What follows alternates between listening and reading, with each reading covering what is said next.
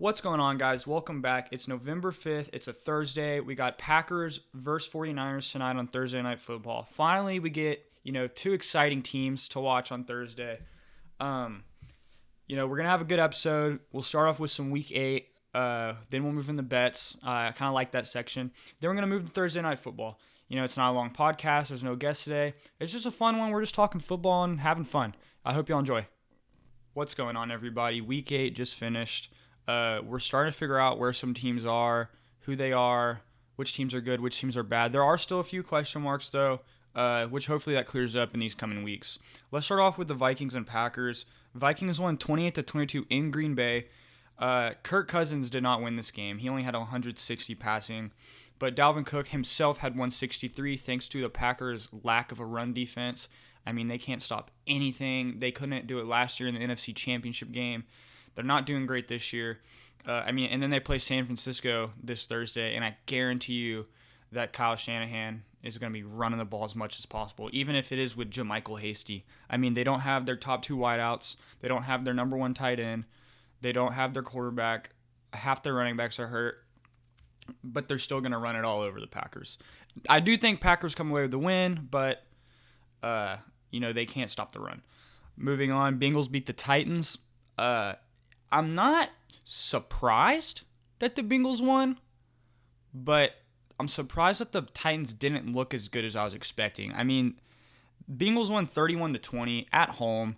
I mean, take it how you see it. But I don't know.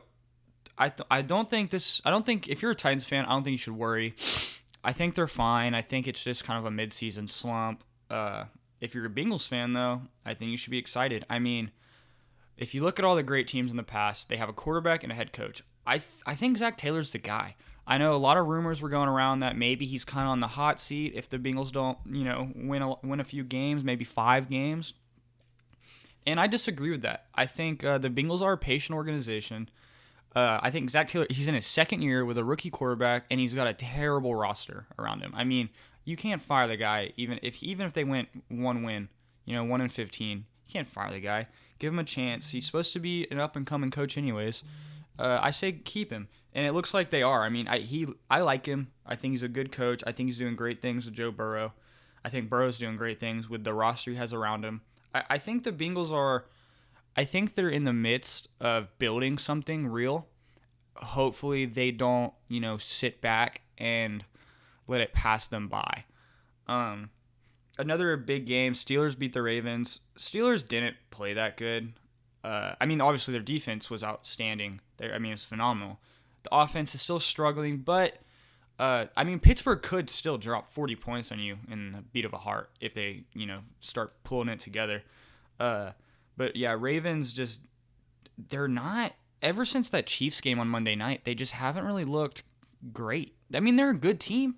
Yeah, and we've talked about it on past podcasts where they're going to bully the bad teams, but when it comes to a team with talent, how are they going to react? And I don't even think it's the coaching staff. I really like their coaching staff in Baltimore. I think it's inexperience from Lamar Jackson as well as people getting tape on him.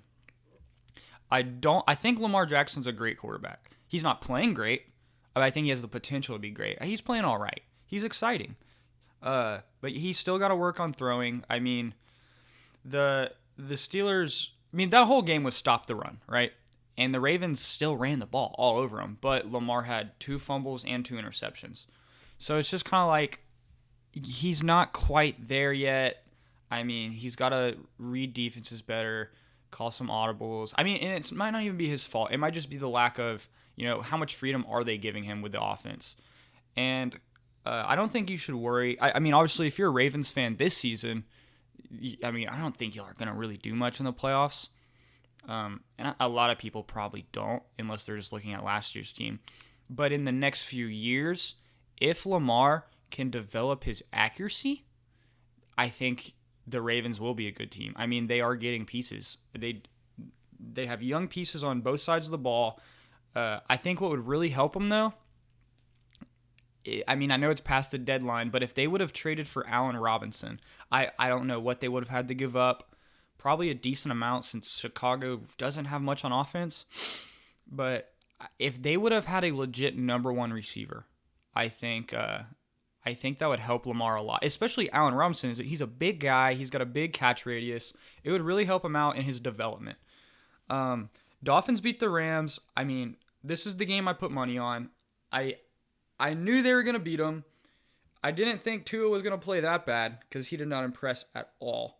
But, I mean, Rams played Monday, so they're on a short week, right? Dolphins were on a bye. Dolphins also have a great coach, top 5 coaching staff. I love Brian Flores. I like the way he's building that team down there in Miami. Great coaching staff against a Rams team who, decent coaching staff, great head coach. The rest of the staff's all right, but they have a bad quarterback. I mean, you could argue Tua possibly played better than Jared Goff. I mean, I don't really think so, but you could argue it, is what I'm trying to say. Goff is not good. He's still overpaid and overappreciated. But yeah, Dolphins beat Rams 28-17. No surprise to me. A big surprise to everyone else who really just looked on the surface of, hey, Rams played Dolphins. Rams are good. Dolphins are bad. Rams haven't beat anybody. We talked about this last week. They have not beat anybody. So, not surprised. Dolphins are, they're a good team in my eyes. Not great. They're not, like I said, they're not going to do anything, special. But they're going to have some big wins and exciting games. Moving on to a weird one was the Bills and Patriots. I only say it's weird because we're so used to just the Patriots dominating the Bills no matter how good the teams are. And they even almost did it this week. I mean, they almost beat them, not dominated them. But the Bills did inch out a win 24-21 in Buffalo. It wasn't a great, in my eyes, I didn't enjoy watching it. I went back and watched it, and it wasn't, exciting to me, which I'm disappointed because one of my favorite things in the NFL right now is watching the Bills play good football. I love watching the Bills when they play good. They're exciting, they're fun, they have a lot of young talent. It all meshes together. But when they don't play good, it's in a way frustrating just because we've seen them play good before. I mean, think of the beginning of the season this year. Josh Allen was outstanding. And now they've kind of fallen off. And I don't know why. It could be kind of what the Titans are going through, more kind of like a mid-season slump. Because, I mean, they have one of the best coaches. They have a top 5 coaching staff as well in Buffalo. I mean, Sean McDermott is a great head coach. He's got a great staff up there. They're a good organization. I think it's just a slump. A little, not cause for panic, but a little worrying for these upcoming weeks, I guess you could say. Just hoping they get stuff back on track before, the playoffs start kicking up because we are halfway through the season. Raiders beat the Browns. I'm not really talking about the game on this as much as I am Baker. I think unless Baker makes significant strides next year in his second year in this offense, I think he's gone. I don't think Cleveland's going to keep him. I mean, I don't see how they can. Obviously, he's an exciting guy with a ton of confidence.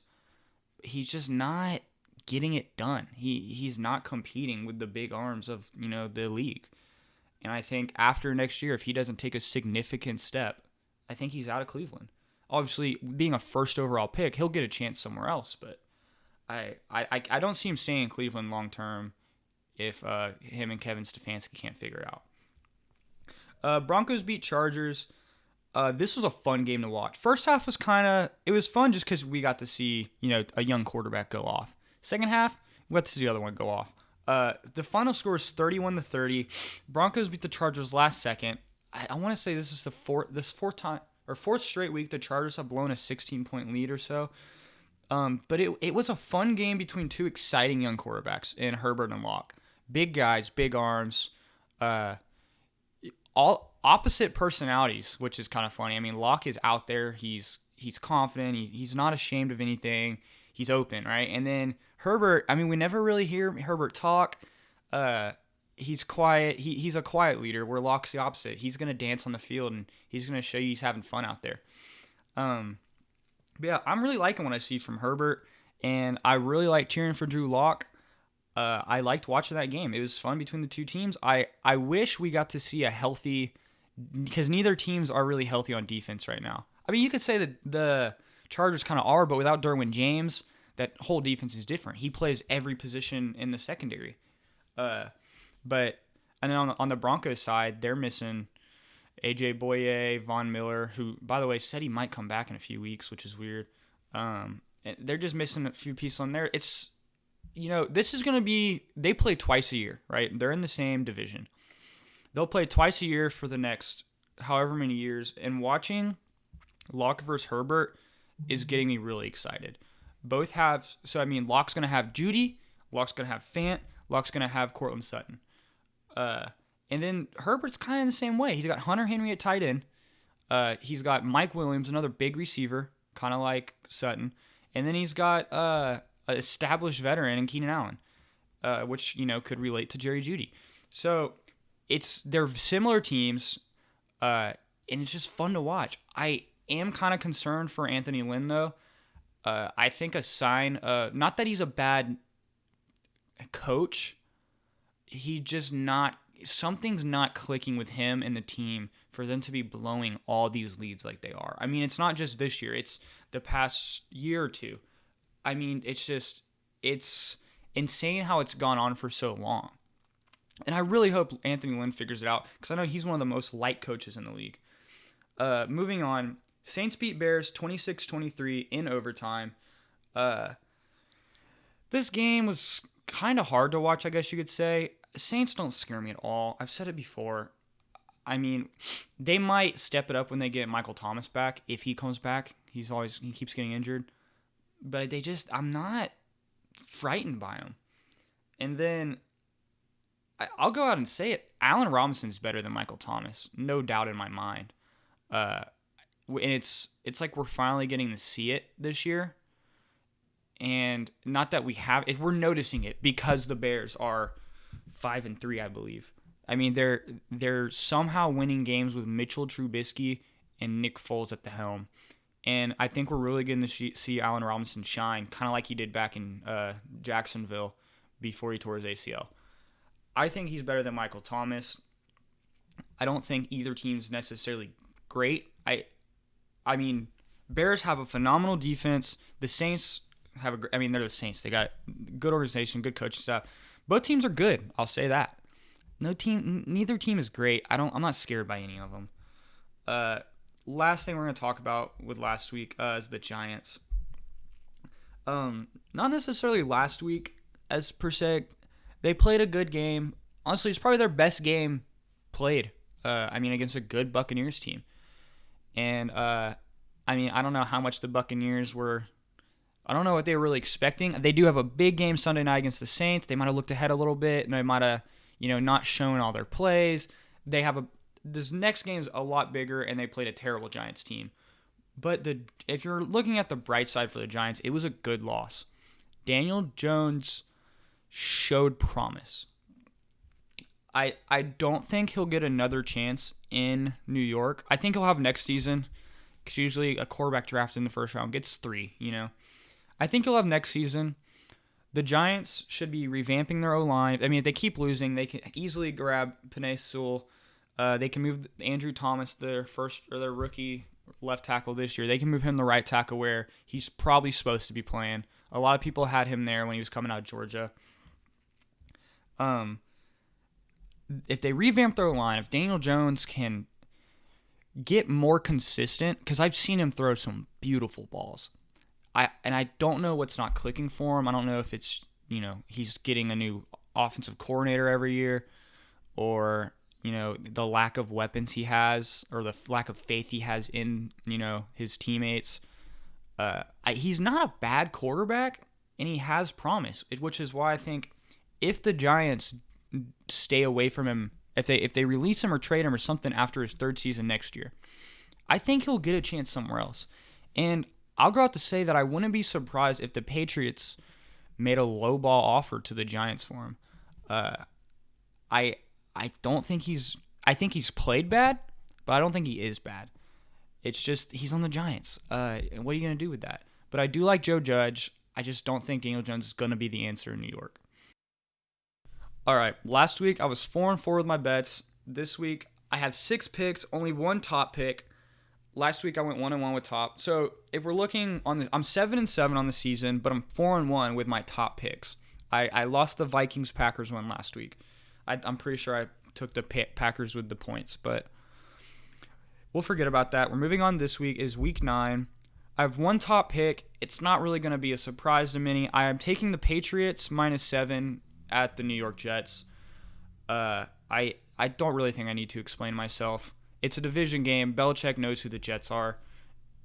Cam has not been in New England long. The Jets don't have much on him, and they're also a terrible team. I think Belichick's going to roll the Jets by double digits. I might even go an alternate point spread there. My other 5 picks, I have Indianapolis beating Baltimore. Baltimore has just come off, 2 bad losses, I'll say, or maybe 1 bad loss. I can't remember 2 weeks ago. But, they play in Indy on week 9. They play in New England week 10. They play versus Tennessee week 11. And then they play in Pittsburgh week 12. They have a tough schedule coming up, and I don't think the Colts are, going to help that out. The Colts aren't a bad team. The Ravens aren't either.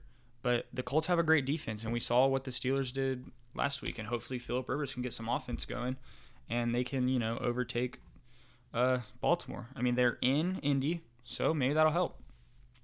I'm taking Indy plus 115. Next game, I'm taking Washington -3 versus the Giants. Washington's at home. I think they'll win, and I think they'll win by more than 3. I don't really know what to say. I don't have a great reason why.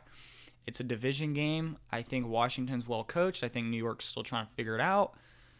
I don't know. There's not much to say about that. I was gonna pick Washington just to win straight up, but the points were low, so I took the points at -3. Moving on, because it's a division game, I'm taking Detroit at Minnesota with the points. So Detroit plus 4.5 at Minnesota.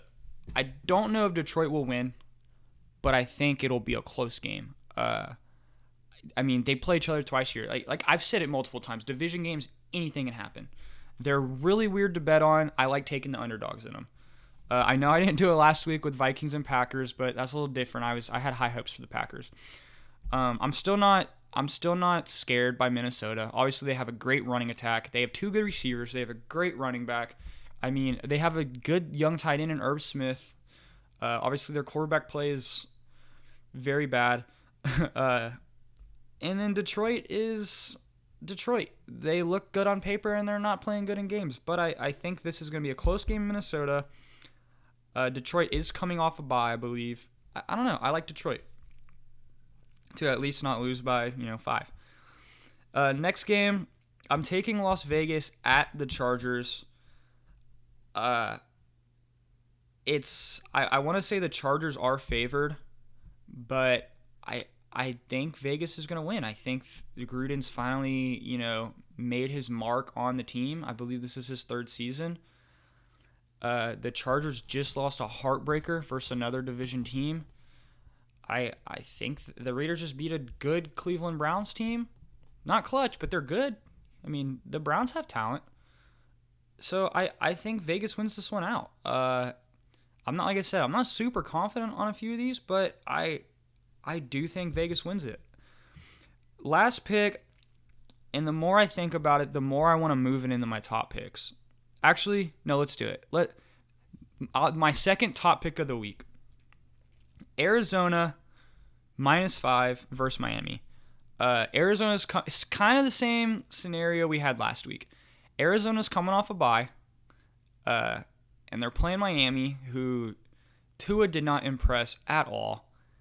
I think maybe physically he's ready. I don't think mentally he's ready. In Arizona, only 5. I think they'll win by that. Like I said, they're coming off a bye. We don't know who Arizona is. They played, first good 2 weeks. They played a bad second 2 weeks. They've played decent recently. I think they're going to start hitting their stride. I like what Kingsbury's doing over there. Obviously, I like what Brian Flores is doing. But with Tua, running the show, I'm still skeptical after watching that game against the Rams. So I'm taking Arizona -5, and that's a top pick. I'm nailing it in. So I have New England -7, and I have Arizona -5. Those are my top picks for the week. Like I said, 4-1 on top picks, 7-7 overall in the season. We'll see y'all next week, and we'll see how it goes. I know. Last segment. Let's just get through it. Thursday night football. Green Bay Packers at the San Francisco 49ers. I mentioned it a little bit earlier when we were talking about the Week 8 recap. So Green Bay -6, San Francisco +6. Green Bay is -250 to win, which is very steep. San Francisco's +215. If you like San Francisco at all, I think you should hit that bet. It's more than doubling your money. The over-under is 50. My picks, I'm going to take Green Bay -6 with the points, and I'm saying under 50. I expect it to be a very chess match-like game. I think there's going to be a lot of mental football being played, not as much physical. And I'm kind of excited to watch it, but it could turn out to not be exciting, which I'm intrigued to see how it turns out. Those are my picks for Thursday Night Football. I already talked about it earlier. I mean, San Francisco, everyone's hurt, but the Packers can't stop the run, and San Francisco does it just as good as anybody else. But yeah, I think this is good for both these teams. I think both of them need a long week after this game to get ready for, the rest of the season. Like I said, Green Bay -6, under 50. Those are my picks for this week. And yeah, that's this week, and y'all have a good one.